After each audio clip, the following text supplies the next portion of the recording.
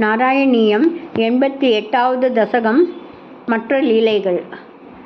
प्रागेवाचार्य पुत्राहृति निसमनया स्वीयषट्सूनुवीक्षां काङ्क्षन्त्या मातुरुक्त्या सुतलभुविबलिं प्राप्यते नाचितस्त्वं धातुशापाद्धिरण्यान्वित कसिपु भवान् सौरिजान् कंसभग्नान् आनीयैनान् प्रदर्श्य स्वपदमनयताः पूर्वपुत्रान् मरीचेः.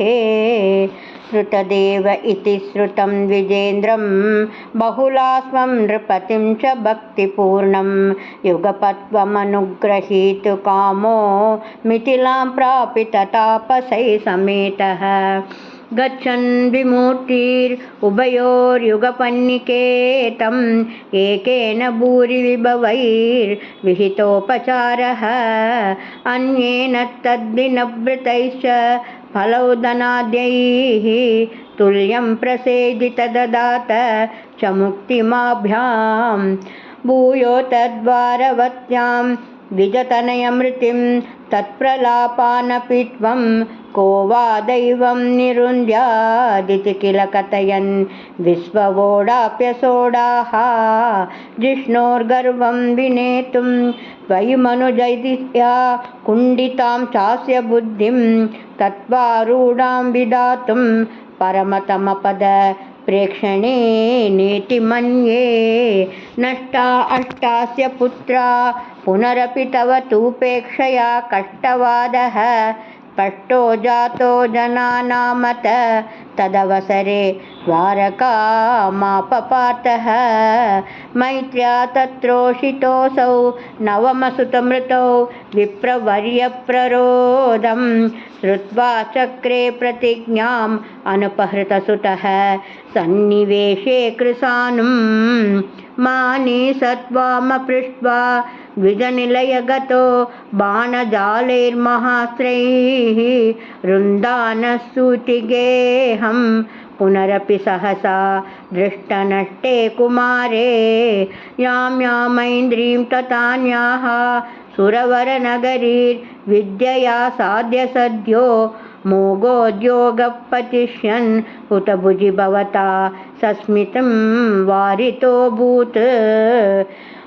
सार्धं तेन प्रतीचीं दिशमतिजविना स्यन्दनेनाभियातो लोकालोकं व्यतीत तिमिरभरमतो चक्रदाम्ना निरुन्दन्.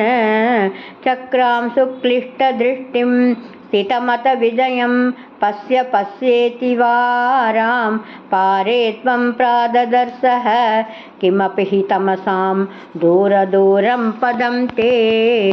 तत्रासीनं भुजङ्गाधिप शयनतले दिव्यभूषायुधाद्यैः आवीतं पीतचेलं प्रतिनवजलद श्यामलं श्रीमदङ्गं. मूर्तीनामीशितारं परमिह तिसृणा मेकमर्थं श्रुतीनां त्वामेव त्वं परात्मन् प्रियसखसहितो निमितक्षेमरूपं. युवां मामेव द्वावधिकविवृतान्तर्हिततया विभिन्नौ संद्रष्टुं स्वयमहमहार्षं द्विजसुतान्. नयेतं द्रागेतानिति खलु वितीर्णान् पुनरमून् विजायादायादाः प्रणुतमहिमा पाण्डुजनुषा.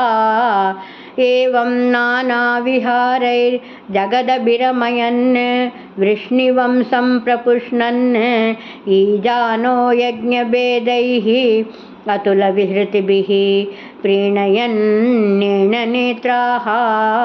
भूभारक्षेपदम्भात् पदकमलजुषां मोक्षणायावतीर्णः पूर्णं ब्रह्मैव साक्षाद्यदुषुमनुजता रूषितत्वं यलासीः.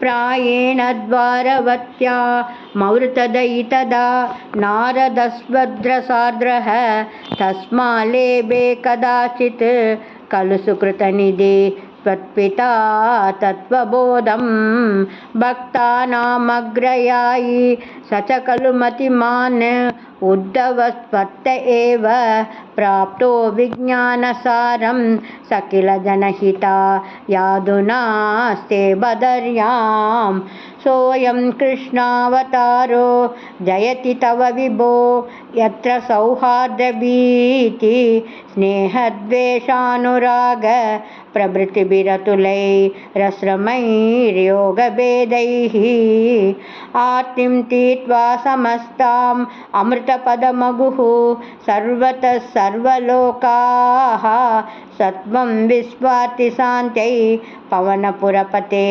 भक्तिपूर्ते च भूयाः।